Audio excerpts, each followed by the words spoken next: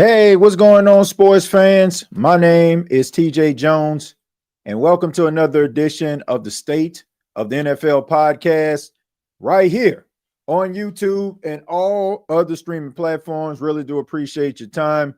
Going to be talking about Wild Card Saturday. Really good games, man. Really good games. I'm honest. Honestly, I did not believe that that first game, the Rams versus the Panthers, was going to be as exciting as the second game was, but they both came through in a clutch.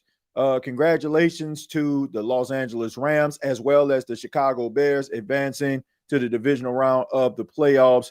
We'll find out who is playing who when wild card weekend concludes. But, you know, man, this is why I love sports.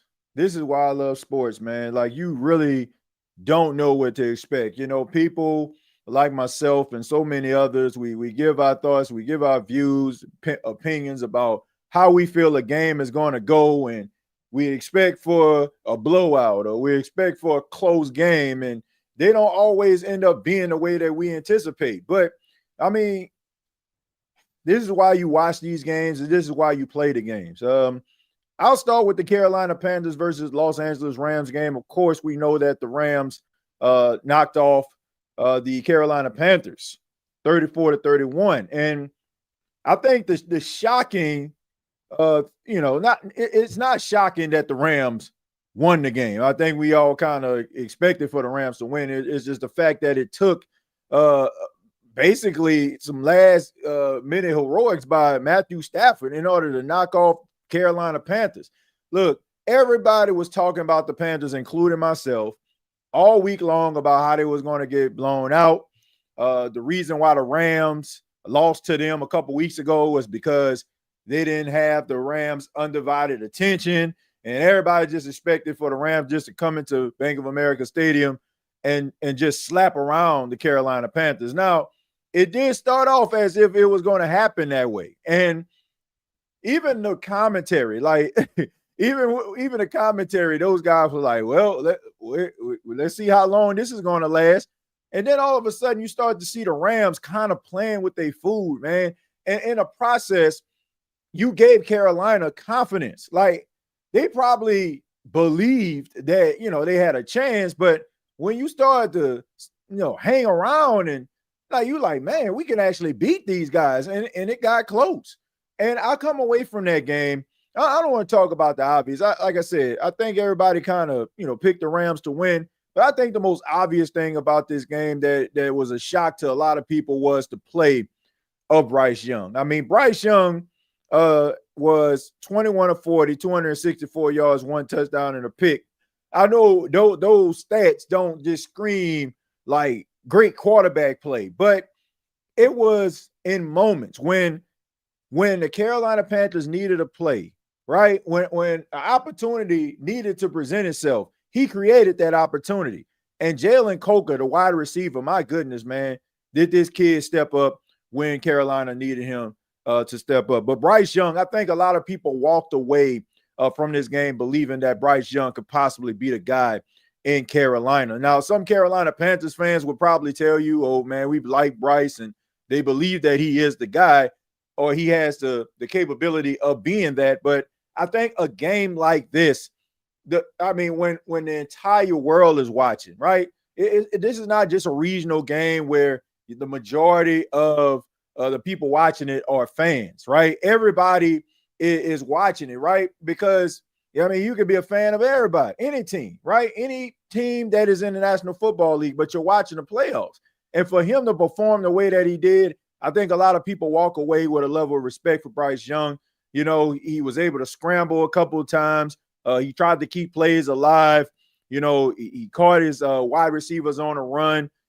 He was making some really good decisions. Now, you've seen a lot of lot of jabs, right? A lot of jabs trying to create separation, in this game. And by that, I mean a lot of dinking and dunking very early by the Carolina Panthers. You saw, they had a game plan, right? I mean, don't get yourself beat, right? Take what the defense gives you and see where you are. And then all of a sudden, like I said, when the Rams start to make mistakes, when you start to see Matthew Stafford out there throwing interceptions, when you start to see the guys dropping passes, Puka Nacua wide the free open before halftime in the first half, pretty much could have put the death nail in Carolina. He drops the ball. He's wide open. And when those type of things happen, you start to wonder to yourself, will the Carolina Panthers pull off the upset? And like I said, you go into the locker room in a better state than you anticipated, right? I mean, you had the fumble by ETN. You had an interception by Bryce Young. All these things happen, but at the same time, you're still hanging in there. And they come out and, man, they played some inspired football. Shouts out to Mike Jackson, who was locking down Davante Adams the majority of the game. Davante Adams on anybody else probably would have had about 4 or 5 receptions. There were a few that I'm talking about Davante Adams had in his hand, and Mike Jackson just completely ripped it out. I mean, just saying that I need this play more than you. I mean, really stepping up. J.C. Horn was really, all over the place. Puka Nacua was a menace in the first half. They started to put J.C. Horn on him when you had Puka Nacua lining up in the slot. They had him traveling with Puka, and I think that helped them out in the second half. It's unfortunate that J.C. Horn went out the way that he did, and when he did, we'll get into that in a second. But, Puka Nacua was, really wreaking havoc. The running game of the Rams didn't really do too much in the game. I mean, Kyron Williams ran the ball. It was relatively effective, just to kind of milk the clock a little bit, kind of control possession, but it wasn't like what you would normally see from the Rams. The defense of the Rams, I got to say this. You had pressure on Bryce Young. I would give the front four that, but that secondary is a liability. And they're going to have to fix whatever the hell going on, or it's going to be a very short trip to the divisional round, and that's going to be it, right? I mean, seriously, man, like Jalen Coker was out there working these guys, and I get it. They don't have the best secondary in the world. I get all that, but man, were they giving up big plays, and I'm talking chunk plays. And it was to a point where Bryce Young would throw the ball down the field because he knows the wide receivers are going to probably get PI because you had the cornerbacks and the safeties back would turn. Like, there's nothing good that could come up a play when your back is turned.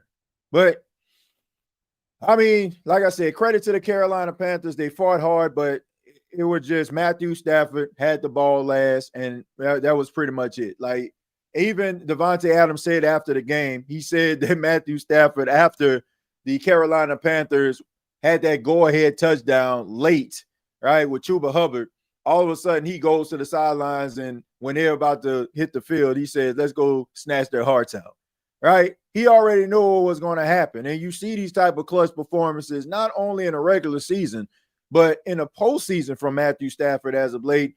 And I think in this type of game right here, I think he pretty much solidified what a lot of people already knew about him, that he's a really great quarterback. And I think that this might be the MVP performance that people have been looking for to separate Drake May and Matthew Stafford. But once again, credit to the Carolina Panthers, an 8-9 football team, backed their way into the postseason, and nobody believed in them. But they went out there and they fought hard, man. But the sky's the limit for Carolina. They got some things that they need to fix and work on. But at the end of the day, like getting this opportunity, this experience in the postseason, knowing how it feels, knowing, what's at stake, I think it kind of helps you out, a little bit when, this opportunity presents itself again. You kind of know what to expect, and you want to keep that thing going as long as you possibly can. But let me go ahead and read some of your comments here, and we'll go from there, and we'll talk about the Bears and Packers game that just wrapped up not too long ago. Says, only reason why I did pick the Panthers because I didn't trust Stafford. Plus, it's the playoffs. Never know.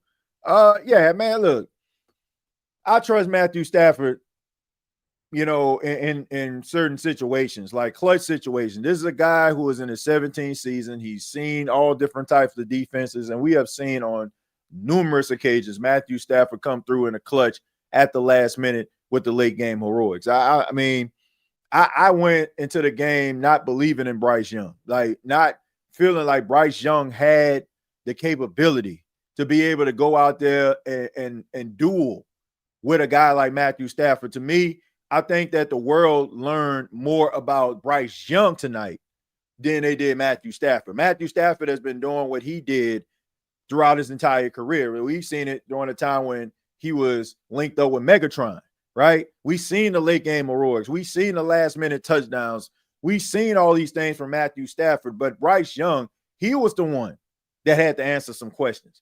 The number one overall pick. A lot of people look at him as a bust. He got benched in his rookie season, right? A lot of missteps. And this season, it seemed like he's starting to get things together. And having a performance like that, it gives hope to the Panthers fans. I think it gives him a little bit of wiggle room. And I think it kind of alleviates some of the pressure, because I think everybody expects for quarterbacks just to come in looking the part and playing the part. But it takes time.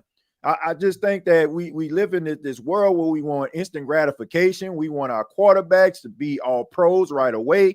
We want them to show flashes. We want them to win us all type of games. But that stuff takes time. And these are like steps that you have to take in order for you to be able to achieve greatness or some type of solid quarterback play in the National Football League. So this probably helped Bryce Young in a lot of ways. But like I said, I walk away learning more about Bryce Young in this game versus learning about Matthew Stafford. Matthew Stafford was already special, and I think we already knew that before the game even started. Says Panthers dominated that game. Common sense and stupidity decisions cost them. They didn't dominate anything. Like there was no domination at all. Now let's not get it twisted here. A lot of the mistakes that the Rams made, and I will say this.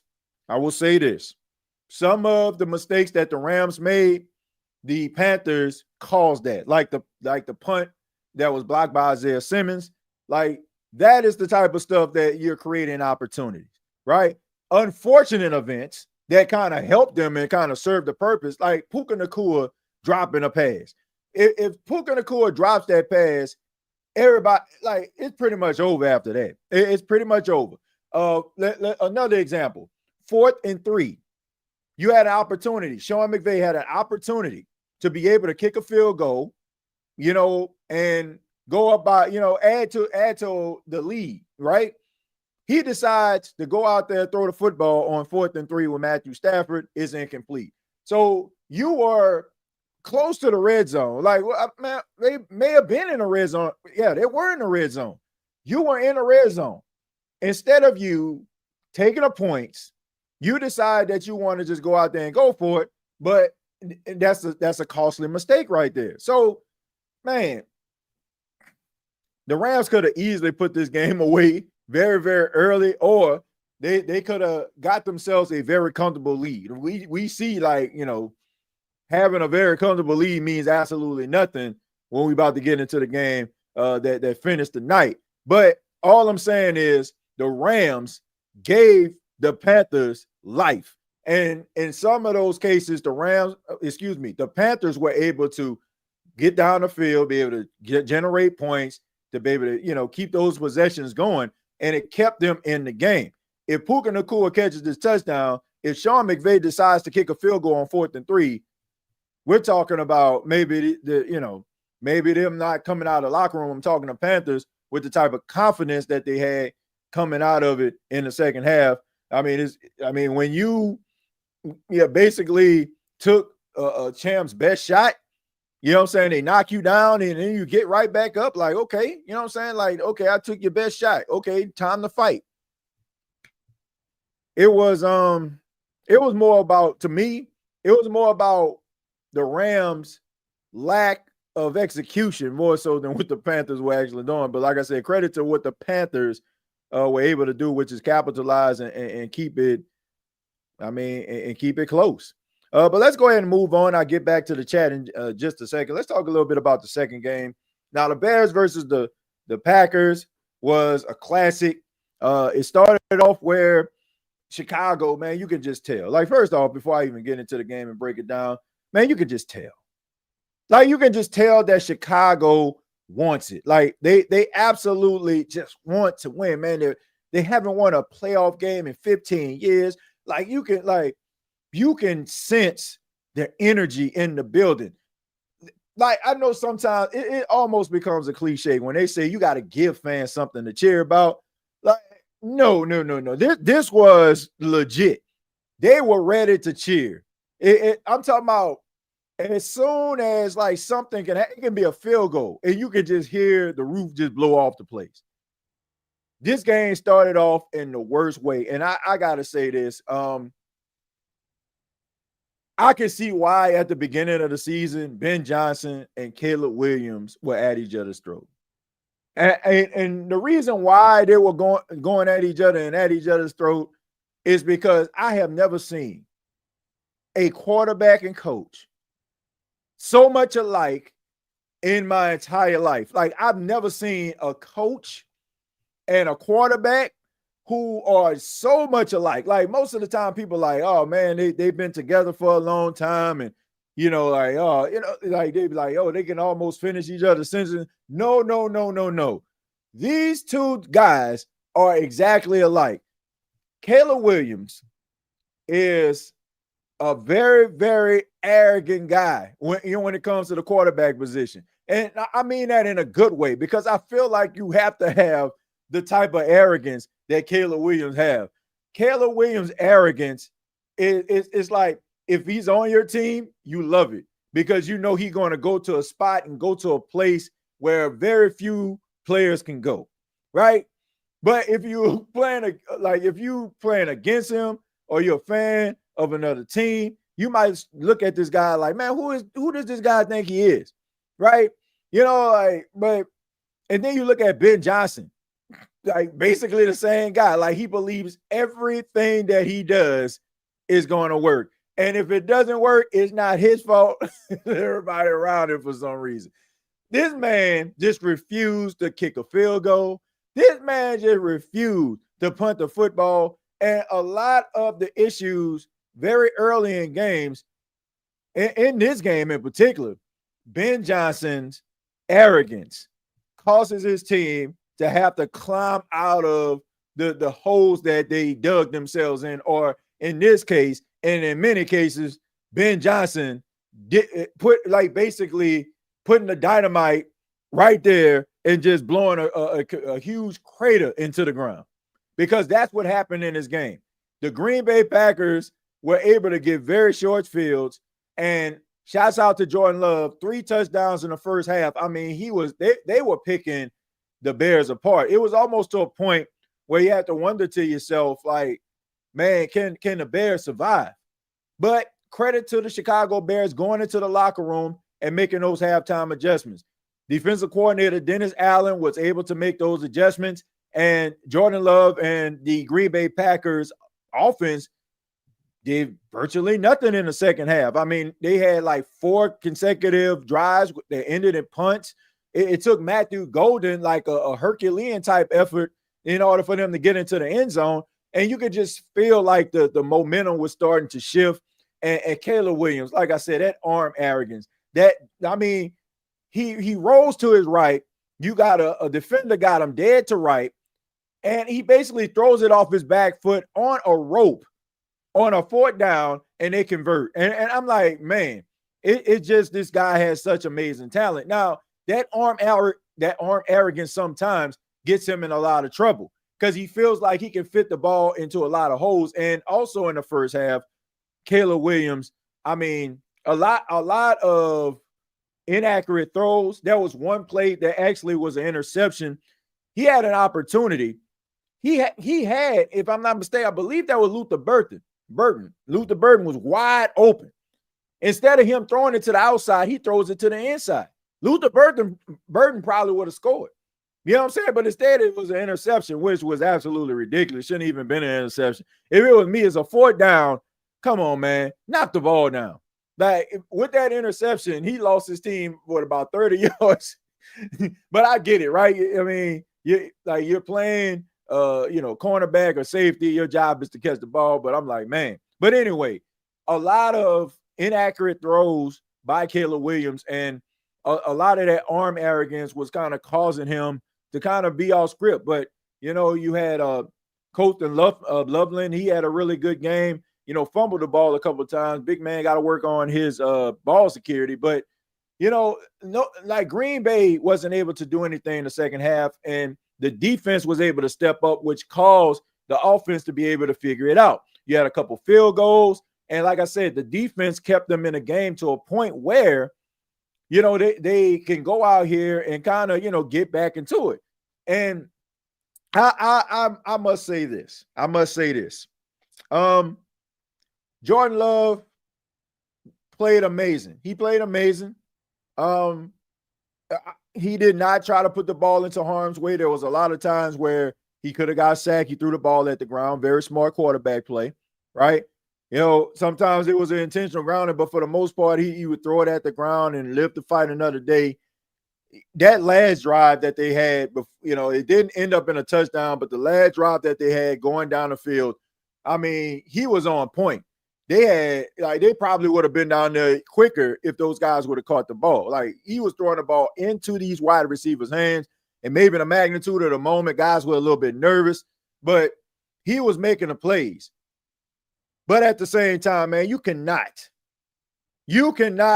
go into the half 21-3, up 21-3, getting the ball back to the start of the second half, right? And basically just collapse in the second half, especially when you have a head coach in Matt LaFleur who has been there before. It's just unbelievable to me. I got to say this, as good as Matt LaFleur is, I mean, dude, job might be in jeopardy. I'm serious. As crazy as that sound, his job may indeed be in jeopardy. I mean, you think about the opportunities, the teams that the Green Bay Packers have had over the last few years. I mean, there was like a couple years ago, you had the 49ers with Jimmy Garoppolo, who only threw the ball 10 times in that game. It was the NFC Championship, and they beat the Green Bay Packers. The Green Bay Packers have had home field advantage, losing, right, because of special teams issues, defensive issues. It comes a time where an organization may look at it like, man, this guy may be able to get us to where, may be able to get us to the meeting, but he can't close the deal. It just seems Matt LaFleur just collapses. Like, this is like a monumental, epic collapse. And like I said, if you were on the fence, as good as Matt LaFleur has been as a head coach, and I know this may sound blasphemous to some people, especially if you're a Packers fan, but at the same time, like, you have to wonder to yourself, can this guy get this team over the hump? I mean, you had a 21-3 lead. 21-3. Again, like, and you're playing your divisional foe. You got a 21-3 lead. You playing your divisional foe. You know how they're going to attack you in the second half. You got the tape. You play this team 2 times a year. So you know how they're going to attack you. For some apparent reason, they just allowed Caleb Williams to basically play backyard, hanging out with my friends, after football practice, and we just throwing this thing around, having a good time. That is what this was. Like, if Matt LaFleur ends up getting fired, I mean, how can you be surprised? How can you be surprised? Now, do I believe he needs to be fired? No, he's too good of a coach. Matt LaFleur gets fired by Green Bay today, he'll have a job by Monday. Like, he's that good of a coach. But all I'm saying is, for this particular organization, right, losing the way that they did and losing the way that they have in the postseason over the last couple of years under Matt LaFleur, you have to wonder, is his seat going to get a little hot? Or it may be a change of scenery might be suffice for a guy like Matt LaFleur. But at the end of the day, it was a really good game. And the Chicago Bears have been doing this all year long, like with the I mean, with the late game heroics, if you're a Chicago Bears fan, like I don't know how you don't have an heart issue right now. You know what I'm saying? Like a blood pressure issue. I just don't understand how. Like they keep you on the edge of your seat. Unbelievable stuff, man. But like it has been an amazing, like since Thursday. Let this skip Friday. Let's skip Friday. That Indiana Oregon game was an embarrassment. Ole Miss versus Miami, classic. Like Carolina Panthers versus Rams comes down to it. I guess if you're a Panthers fan, best case scenario, right? In a loss. Rams, you know what I'm saying? Like NFL, like it's cinema, it's drama. And then you finish it with the Green Bay Packers and Bears. So right now, since Thursday, for the exception of the Indiana game, football has been must-see television. Now, the other slate of games tomorrow, will they be able to follow this? I hope so. I really, truly, really, really, really hope so, man, because this has been some great football over the last couple of days, man. No doubt about that. Let me read your comments here. It says, don't get me. I'm glad that the Panthers lost. They're on the couch, but just calling it like I said. Yeah. I mean, yeah, I understand, but I trust Matthew Stafford. I trust Matthew Stafford to make plays. TJ, do you think the Bears can make it to the Super Bowl because they always find a way to win? That's a good question, right? Now, can they make it to the Super Bowl? Absolutely. Got the coach, got the quarterback, got the offensive line. Defense, not their best outing. Second half, they were able to put it together. They got what it takes. And the thing about it is, who doesn't? Who doesn't have an opportunity? This playoffs is wide open. Whoever makes the Super Bowl, I mean, I don't know. It's a toss-up because nobody is superior right now. Like as good as Denver has been, we seen Jacksonville go to Denver and beat them very handedly, right? We look at the Eagles. I mean, they have had their struggles, despite the fact of them having a really good defense. Offensive, it don't seem like the offense really gels.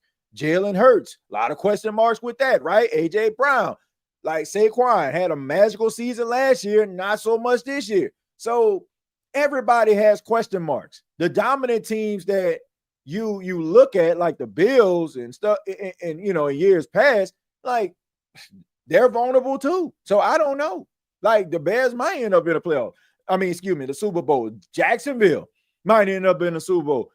I am not surprised, but look, it's a great thing. I think I speak for a lot of fans out there. If you're a fan of these teams, probably not you, but it's good to actually see that we don't know. Like we don't know. We're being introduced to new cast of characters. Like it's like a new show, right? That we're watching. New characters, right? Or in this case, it's a show with a name that we recognize, but it has different characters. Caleb Williams, never been to the playoffs before. Bryce Young, never been to the playoffs before, right? Like several other quarterbacks, trying to prove themselves. Trevor Lawrence has been that guy that everybody has been waiting to be able to get over that hump. Justin Herbert, another guy. Like so many of these quarterbacks that are playing in the postseason, they have been recognized for having the talent, but now it's time to prove it. Josh Allen, reigning MVP. You don't have Burrow in the playoffs. You don't have Mahomes in the playoffs. You don't have Lamar Jackson in the playoffs. You're supposed to be the best quarterback in the AFC, despite the fact of how Drake May is playing. Consistently, you are the best. So can you get it done? So I don't know. I do not know. I don't know how this thing is going to pan out, but I love it. I love it. I love the fact that we are seeing unfamiliar characters in the show. Indiana versus Miami for the national championship. Miami, they've been there, but some of y'all probably don't even remember. Some of y'all probably weren't even born. Some of y'all that's watching this right now probably don't even remember how good Miami was in the early 2000s with Willis McGahee and Ken Dorsey, right? I mean, Sean Taylor. Ed Reed. Y'all don't even remember. because it's been so long. But now you have Indiana and Miami for the national championship, and you're more than likely gonna have an individual, you know what I'm saying, that has something to prove, or you probably didn't even anticipate getting there. I mean, how can you not love football and love this time of year? I'm happy for the Bears. 15 years without a playoff victory. That's crazy. It's been 5 for us. If we have a good offseason like they do, we can be back there next year too. Yeah. Look, what did they say? What did they say, Days? They said the Chicago Bears went out there. They had issues on the interior, right? On the interior offensive line. They fixed that. They addressed that in free agency. They put a running game around Caleb Williams, right? They gave him protection. They gave him a good defense. They gave him a good coach. They can call plays, good offensive-minded coach. Yes. Like, if you have the right pieces, you got a little money, and you got a good trigger man, yes. Like, you can get yourself back on track. And that's what the Chicago Bears did. The Chicago Bears invested in their quarterback by fixing their offensive line. So, yeah, I mean, why not? Why not? Yeah, I agree, TJ. This playoffs is wide open. Yeah, I mean, you can't call it. You cannot call it.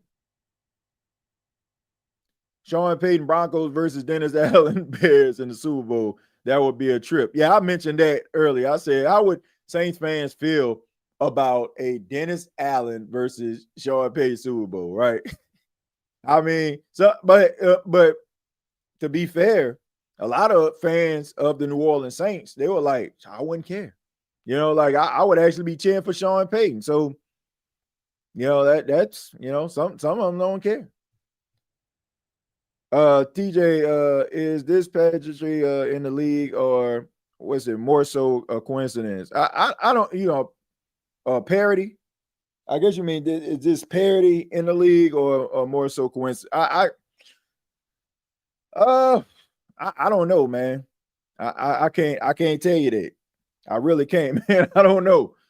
I really don't. But, you know, if we're talking about how close these games have been, it's probably because I think it's something that we already know. Like, I mean, the teams aren't that far apart. Like, despite a team not being good, everybody, like, they still got NFL players on their team, right? So you get some inspired guys and you get the undivided attention, man. I mean, I think you're going to have some close games, right? I think you're going to have some close games. Devin Hester Miami team was crazy. Yeah, man. Man, how good? Like, this got to be one of the best weeks of Devin Hester's life. You got your alma mater, the Miami Hurricanes, going to the national championship, and you seen a team that you're synonymous with, the Chicago Bears, win their first playoff game in 15 years. Like, what a magical couple of days for Devin Hester. That has been a magical couple of days for him, man. TJ, do you think those kind of drops come from misjudgment of the ball, velocity, or complacency due to repetition? I think it's a combination of things. It's a combination of things. Like, man, you got to think about, man, okay, this is the playoffs here. Everything is amplified. The magnitude of everything is so important. Like, I think a lot of dropping, but, you know, that it has a lot to do with nerves. Has a lot to do with the zip on a football, not being able to, like, sometimes determine it, right? You know, maybe the ball come at you faster than you thought. Like, it happens, man. Like, a lot of passes get dropped. You know what I'm saying? Like, because of, like, maybe you have a quarterback that's throwing the ball with way too much zip. Or, you know, like I said, it's just a fact of nerves. Like, I really honestly think that Christian Watson drop that he had, like, on that final drive, I think that had a lot to do with nerves. Because at the end of the game, you see him kneeling on the field, he probably, you know, like, man, I could have reached out for it. Like, I think it's a combination of things, though, King Arthur. I can't, like, just say it's just one particular thing. I'm ready for the Bills and Jazz game. Yeah, that should be a good one. Yeah, it should be a good one. Cheering for the Broncos and Eagles. I like Sean Payton coming from a Saints fan. Yeah, I don't really, honestly, I don't really care because I just think that any Super Bowl matchup that we get is going to be something that we haven't seen, and I just think it's going to be good. Like it's going to be, it's going to be a classic because, like, I think that's the reason why this playoffs has been so good because you have a lot of guys that are in the playoffs right now that have got to prove themselves.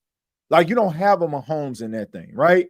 Mahomes lose, like everybody, they laugh, but Mahomes can get to the Super Bowl. He can get there, right? But it's like, Jalen Hurts.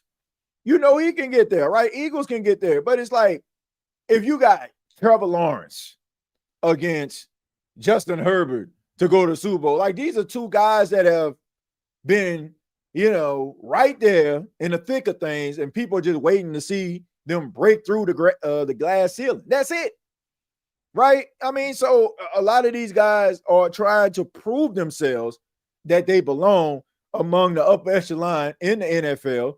So they doing whatever it takes to show that they belong there. So you're going to see a lot of good football. Williams' ball placement is bad, TJ. It was bad in this game, man. It was a lot of throws by Caleb Williams. He gonna look at the tape and be like, "Damn, I wish I could have that back."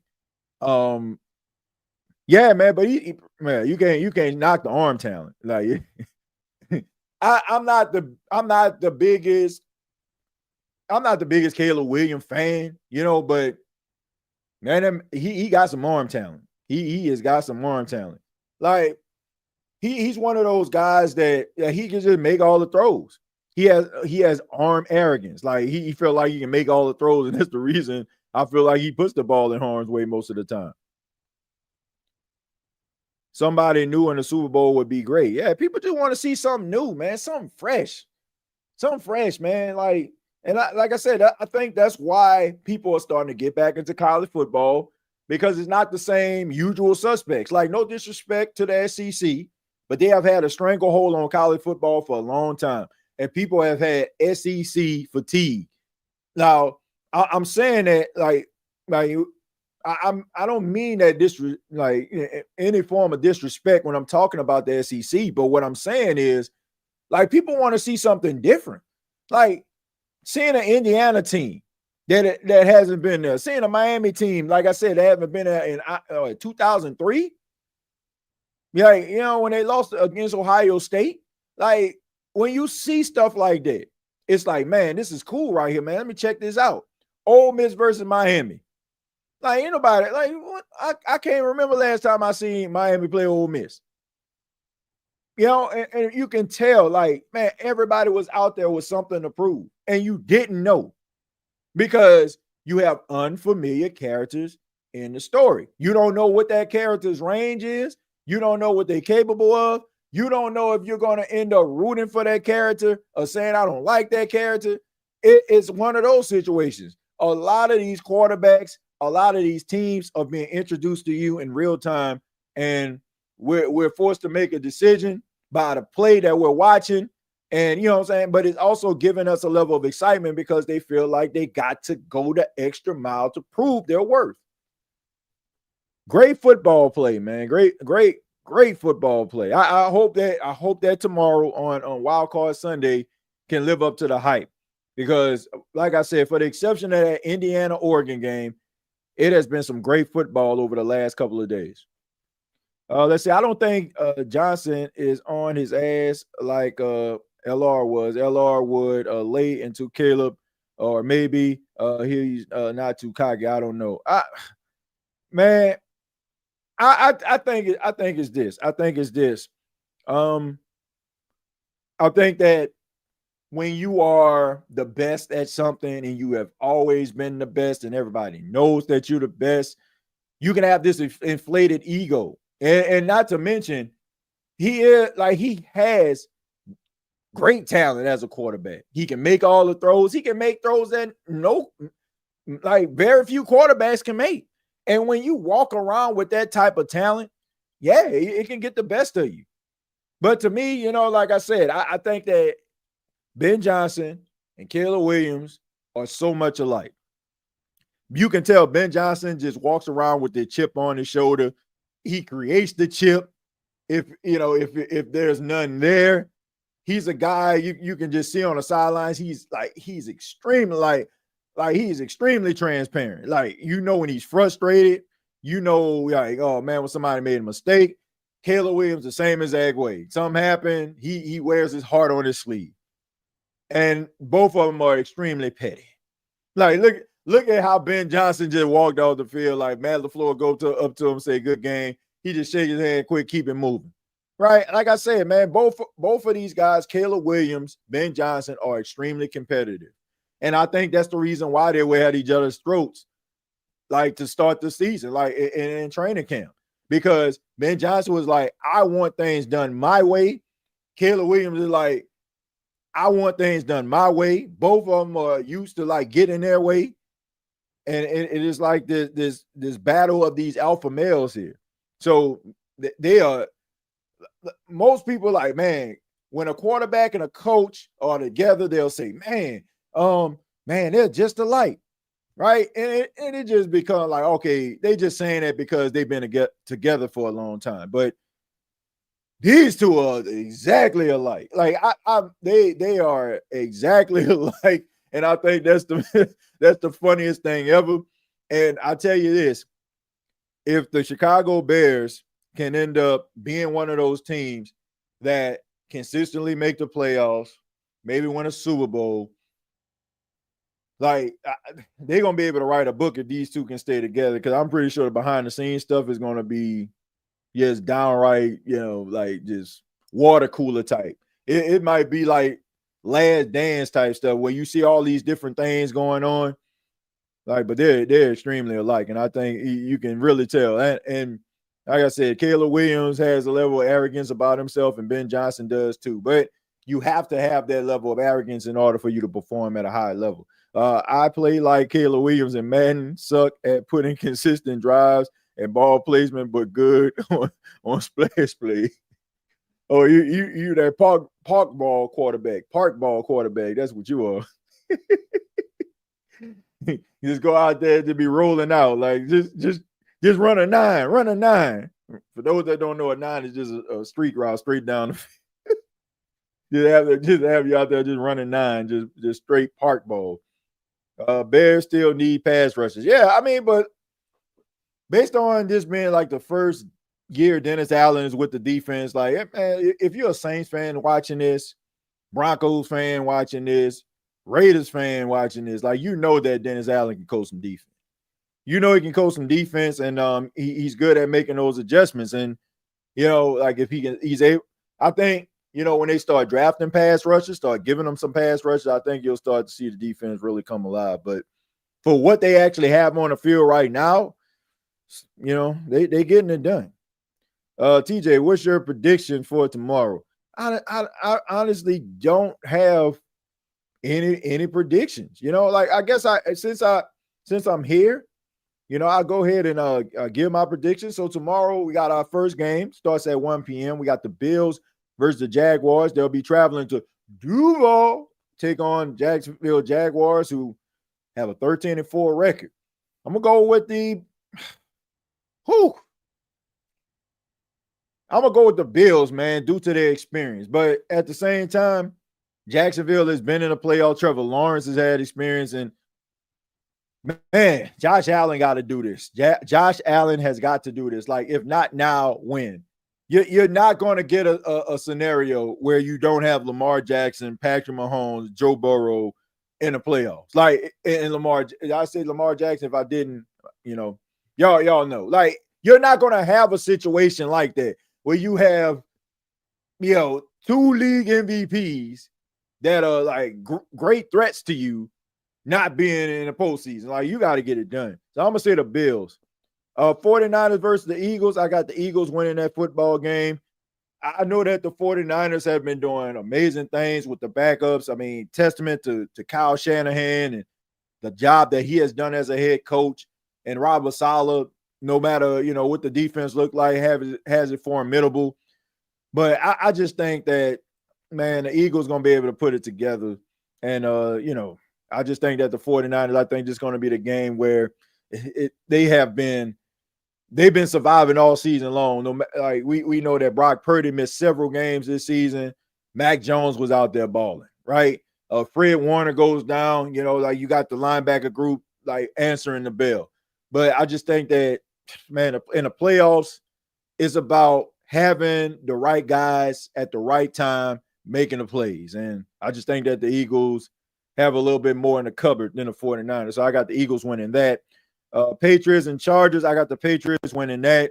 I just think that the Chargers, going across the country, playing in New England, I think that New England got, Drake May, and then you got the home run hitter, Travion Henderson. Like you got, you got a team that's inspired, and you're gonna have a fan base that's going to be extremely raucous, being absent of the playoffs over the last couple of years. So I got the Patriots winning that game, and then you got your Monday Night Football game, Texans versus Steelers. I got the Texans winning that football game. I think that the Texans pass rush is going to be able to get to Aaron Rodgers, and yes, Aaron Rodgers can scramble a little bit, but those youngsters on the defensive side of the football, led by Will Anderson Jr., I just think that they're going to be a little bit too quick, and I just think it's going to be a tough day at the office for the Steelers. But that's how I feel like the playoffs are going to go for the next couple of days, man. So we'll see if I'm right. I'm not too comfortable with a lot of my decisions, but we'll see. Bills, Niners, Chargers. Now, you're doing a complete opposite. I'm gonna say the Bills because, like I said, I want to see Josh Allen. I want to see Josh Allen get to the Super Bowl, man. I mean, we've seen like Peyton Manning kind of deal with the same thing for some of my OGs out there. Peyton Manning just couldn't get past Tom Brady, kept losing in the playoffs, couldn't make it to the Super Bowl, right? And it took him, about 8 years. Ironically, around the same amount of years Josh Allen has been into the league. So, like I said, man, you're not going to have a situation like this happen ever again, where you're going to have three great quarterbacks not being in a postseason, and the three quarterbacks that have been responsible for knocking you out of the playoffs. Like, you got to get it done. You got to get it done. Niners, like I said, man, I just think that the injury is going to catch up to them. And, man, it's kind of hard for me to pick against the Patriots. Look, I think that Mike Vrabel is a great coach, and, he's doing a really good job over there. He's going to have those guys prepared. Not saying because I'm a fan of Drew Brees and Josh Allen, or I love the Saints and Bills, just being honest. Okay, let me see what you got here. I think Josh Allen is Drew Brees in the playoffs. Reason why I said that Bills defense is the reason why the Bills haven't been going to the Super Bowl, same as the Saints defense, why Brees couldn't get another ring. That's interesting. Yeah, there has been times where the defense, it has been times, more times than not, the defense just wets the bed. I mean, we all know, there was a couple times, right? The Kansas City Chiefs, right? Like coming back with 13 seconds left on the clock. Like I said, just countless times where, they just couldn't get a stop. Josh Allen drives the team down the field for a go-ahead touchdown. He's not the last one on the field. And then the next thing you know, team offense just goes down there, scores a touchdown, and gets the field goal range. So, yeah. But, man, this got to be the year he gets it done. Now, I just feel like if he does get it done, it's even more impressive, because I don't think he has had a weaker offensive, like skill position group, like wide receivers. Like, I mean, Dawson Kincaid has been in and out of the lineup throughout the, entire year. He's a really good pass catcher and a really good target for Josh Allen. But the rest of these guys haven't really stepped up. And, Keon Coleman, Shaver's out there. They acquired Brandon Cook a couple weeks, later. A couple weeks ago. And like I said, you got Gabe Davis still, out there providing, some nostalgia. This might be the most impressive playoff run that he has ever had. The Saints defense after the Saints' first Super Bowl was ass, TJ. Their defense after the Saints' first Super Bowl Yeah, it was. But that 2016 Saints defense was an abomination, an absolute abomination. Do you hear me? Like that was embarrassing, man. Like them boys couldn't stop traffic with a stop sign. And they couldn't stop a cab in New York City. I mean, man, they couldn't hold ice water. Like, shoot, man. I'm talking about the Red Sea defense. Shouts out to Cam Jordan. Yeah, but you know I'm telling the truth, man. Shoot, Cam Jordan was watching this, ironically strolled across it or something. The thing about it is like, yeah, man, that defense was horrible. That 2016 Saints team, that was like, that was embarrassing, man. With Brandon Brown in them. Keon Coleman, better up. Josh Palmer is out. Yeah. Yeah, Josh Palmer, it's crazy. Josh Palmer probably the best wide receiver in the room. You know, Dalton Kincaid probably, if we talking about catching a ball, Dalton Kincaid is their guy. But yeah, they need a wide receiver bad. They need a wide receiver bad. Like they need a number one bad. Like if they're going into the, like, if I'm the Buffalo Bills, my first round pick is a wide receiver. They have got to get a guy for Josh Allen. If you don't, you're just wasting his time. Rather you get one in free agency or you get one in the draft. But he needs a guy. And I like Keon Coleman, but Keon Coleman is not a number one. Now he's a possession guy. He's a possession guy. And I just think that they need to just relax and stop trying to make him the guy and make him what he is, which is a supporting cast member. They got to find a way to run the ball. Bill should get Denzel Boston. Yeah, they need to get somebody. Josh going to use his legs. He gonna have to do something. AJ to the Bills. Look, man, they gotta do something. They have got to do something to try to fix this wide receiver room because they don't have anybody. And I get it, right? You got a franchise quarterback, a face of the franchise, a face of the NFL, right? Making top dollar, and it's difficult, right? It's difficult to be able to pay your top guy and then pay other guys, but that's the reason why you got to draft. Reason why you got to draft, man. TJ, if available at 8, who you taking? Carnell Tate, Jordan Tyson, or Jeremiah Love? Jeremiah Love. I'm taking Jeremiah Love. Now, if we talking about Saints football right now, I'm gonna put it to you like this. I think a lot of people aren't having as much respect for the Saints wide receiver room they have now. It's because they haven't seen those guys play.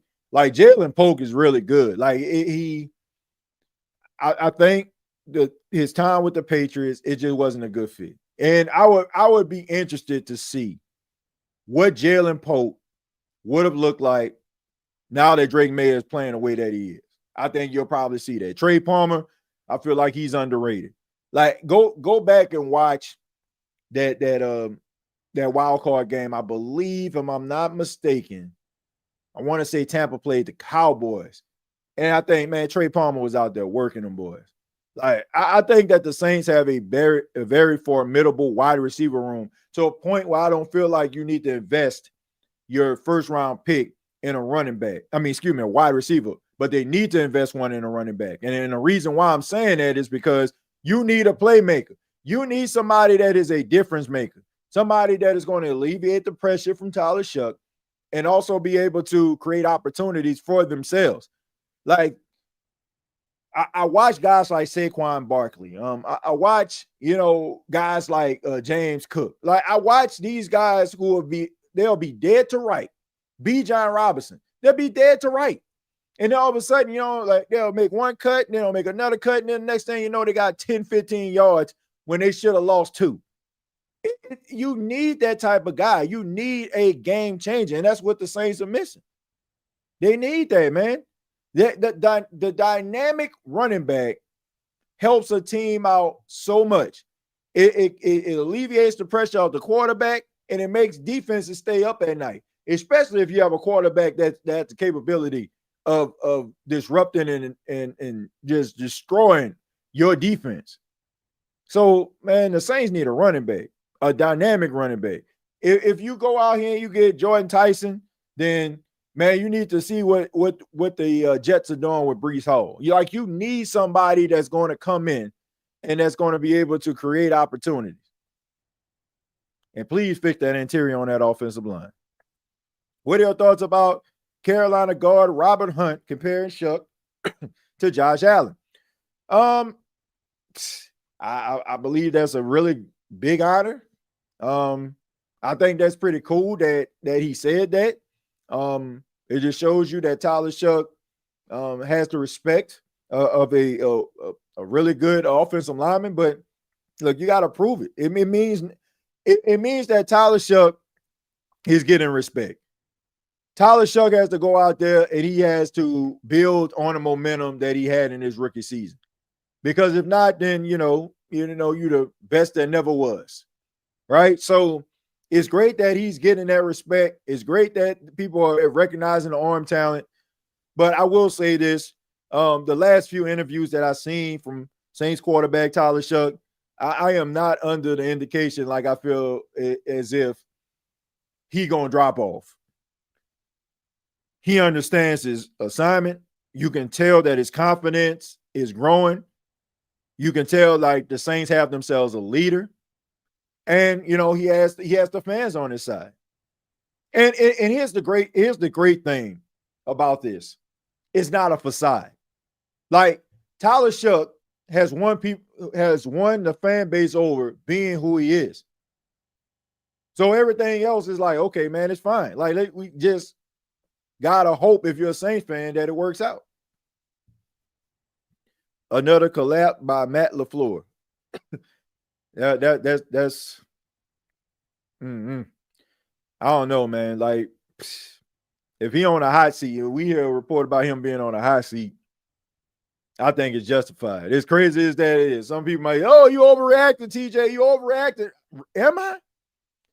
How do you collapse like that, man? Being a great coach, like he's like one of the best coaches in the league. Can't do that, man. TJ, would you be mad if we draft Jermaine Bernard like a second or a third? No, I wouldn't be mad at that, but maybe like a third, like a second round, yeah, probably. Third, no, I wouldn't be upset. Let's see. Saints shouldn't get a running back from free agency like Breece Hall, and let not forget we signed CJ Spiller, didn't work out. We signed Jamal Williams, didn't work out. You signed Darren Sproles, and it worked out, right? You know what I'm saying? Like, I mean, yeah, sometimes like you hit, sometimes you miss. I mean, the thing about it is like we never really, I don't know, man. Breece Hall is not a bad running back. It's not one of those situations where it's like, oh, is this running back good? No, he's good. Like he is really good. He just needs opportunities. Like, it's not one of those situations, man. It's not like with CJ Spiller. Like, CJ Spiller was coming off an injury. You know what I'm saying? Like, Jamal Williams never was a number one running back. Like, he never was that. He was always like a short yardage guy, and he was playing behind a really good Detroit Lions offensive line. Breece Hall has had questionable play around him since he has come into the league. Breece Hall just needs an opportunity. It's kind of like Josh Jacobs. Now, Josh Jacobs was just with the Raiders. He was out there making plays and doing some dynamic stuff, and nobody cared, right? Just squandering, wasting his prime years in Las Vegas. And then all of a sudden, he goes to the Packers, and now look at him, right? I mean, guys just need to change the scenery opportunity. Like, if the Saints sign Breece Hall, I guarantee if you are a New Orleans Saints fan, you're going to be over the moon when you watch this guy play. You're going to be over the moon. And like I said, I mean, you can draft one, but I would prefer you draft Jeremiah Love. I would prefer that because that's yet another guy who is a rookie. You don't have to worry about paying him top dollar. And you can go out here and get something else. You already know, okay, we got Alvin Kamara here. Now we got a young stud and Jeremiah Love. Like, we good. Now you can go out here and get something else and build around a very promising Tyler Shuck, lightning in a bottle in Jeremiah Love, and you still got a veteran in AK, man, fix your offensive line and live your best life. Fix your offensive line and live your best life. Saints love getting AFC East players. Yeah, especially the Jets. But them Jets be working out. Jonathan Vilma worked out. DeMario Davis worked out. Back in the days, Aaron Glenn was pretty good for the Saints. Like, shoot, them Jets work out for the Saints. He give crazy work, though, but Brees stay hurt. I mean, at the beginning of his career, like, he had issues, like, being injured and stuff like that. But over the last couple of years, like, he's been all right. I don't remember him, like, just missing, like, too many games. Let's see. I'm looking at his I'm looking at the stats right now. Let me see. So back in 2022, trying to see, he played in 7 games. He started in 2. 2023. Nah, man. Like I said, I think maybe his rookie season is probably what you're thinking about, because in 2023, he played in 17 games. He played in 16 games in 2024, 16 games in 2025. Pretty durable to me. I mean, you wouldn't want to, let me see. 2025, he rushed for 1,065 yards, 4 touchdowns. Rushed for 876 yards in 2024, 994 in 2023. And of course, when he played 7 games, 463 yards his rookie season. That seemed like a pretty solid running back. It seemed like you put him in a better situation, he makes some plays. TJ, could you imagine what Jeremiah would learn from AK? Yeah. And not to mention what he already brings to the table already. I think we should get a veteran quarterback in a room. Tyler Shuck, next step of development is important. Yeah, but they probably going to say, well, Spencer Rattler is going into his 3rd season, so maybe he the veteran. But yeah, I get what you're saying. Like, there's nothing like that, but I understand how the Saints are approaching this. They feel like they got Doug Nussmeier, who is a former NFL quarterback, and Kellen Moore, who's a former NFL quarterback. So they already, and not to mention, you got Taysom Hill in there too, right? As a veteran and as a guy who played quarterback. I mean, you may talk about Taysom Hill's arms, talent, and all that kind of stuff, but he has been a starting quarterback. He has been through the steps. He has been there as the install has been put in place, watching the film. So, I mean, they already have veterans, and I'm pretty sure that's probably what they're thinking about. The fact that you have your offensive coordinator and your head coach being former quarterbacks. So I guess they don't feel like, like they feel like as far as the preparation. Now, if we're talking about bringing a veteran quarterback in to play, then that's a completely different story. But we're talking about helping him to be molded and shaped the way that a quarterback needs to be molded and shaped. Then, I mean, he already got 2 former quarterbacks. But my final thoughts for Wild Card Saturday, very, very simple. It was damn good.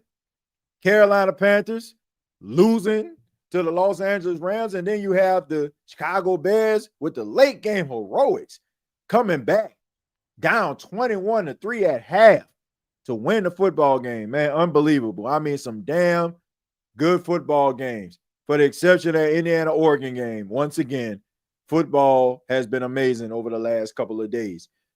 Hopefully, the Sunday slate of games can pick up the banner and carry us all the way to Monday for the Steelers versus the Texans. But man, it's been a great couple of days for football. Really, really great couple of days, and I'm just looking forward to watching some really good football games. But thank you all so much for checking out the state of the NFL. Once again, my name is TJ Jones. Hopefully, I didn't bore you half to death for an hour and 4 minutes, and you enjoyed the commentary here. And if you did, subscribe to the channel. State of the NFL. We talk about some of the hottest topics in all of the National Football League, and we will be talking about wild card weekend. We will be talking about the divisional, NFC Championship, Super Bowl, and all the offseason activities that are going to be going on. NFL Combine, Senior Bowl, who shined, who didn't.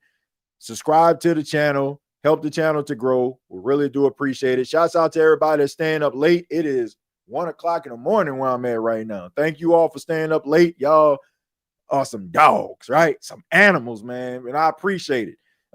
Make sure that you follow me on X at TJAYJones8. And also, you can check me out on the NFC South Roundtable alongside my guy Clay James, as well as Berto and Bro Talk, filling in for Berto. Shouts out to my guy Berto. If you're watching this, man, much love to you, man. We miss you over there. But make sure that y'all check it out, man. We have a lot of fun.